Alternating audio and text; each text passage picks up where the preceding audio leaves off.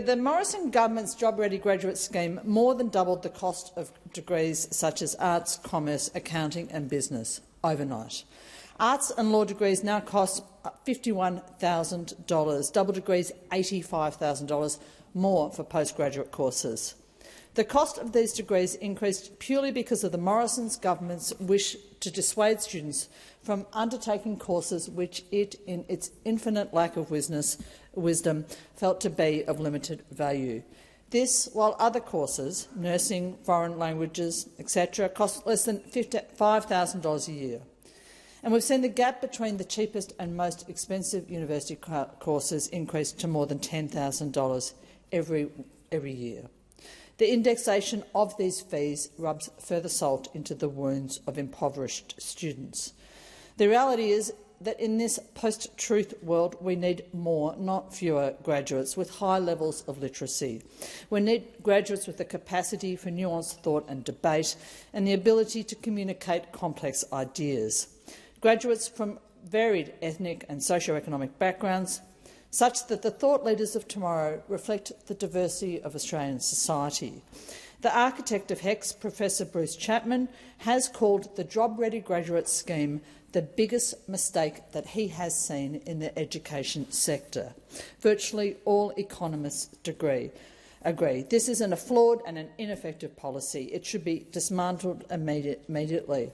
The government has previously spoken to this and acknowledged the issues with this system, has acknowledged that the job-ready graduate scheme should be dismantled, but has kicked that can down the road for the moment. One of the amendments that I'm moving would dismantle the job-ready graduate scheme to the extent that the cost of arts degrees will return to where they were prior to its inception, and I ask the Minister to consider this in all certainty, because this is a really problematic issue for many, many Australian students, as he knows. Secondly, HECS loans are interest-free, but they are indexed annually on the 1st of June. We use a formula based on the CPI for the previous year to ensure, theoretically, that debts retain their real value over time. But as the House knows, and this bill is addressing, recent high inflation has resulted in significant levels of indexation over the last couple of years. That has resulted over the last 5 years in the total amount owed by graduates increasing from $66.6 billion to more than $81 billion.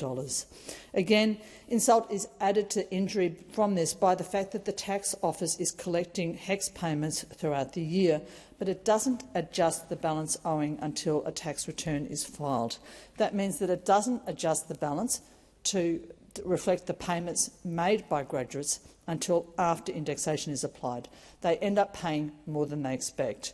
It's not fair. They've seen that their debts increase despite their best efforts to pay them off. And my understanding is that through this means the government is accruing as much as $1 billion a year in additional income, this at the expense of students, of graduates. It's not fair, it's not reasonable, and my amendments also include the suggestion that the government should change the timing of indexation, should apply it after payments have been accrued to graduates' balances, and should redress this inequity.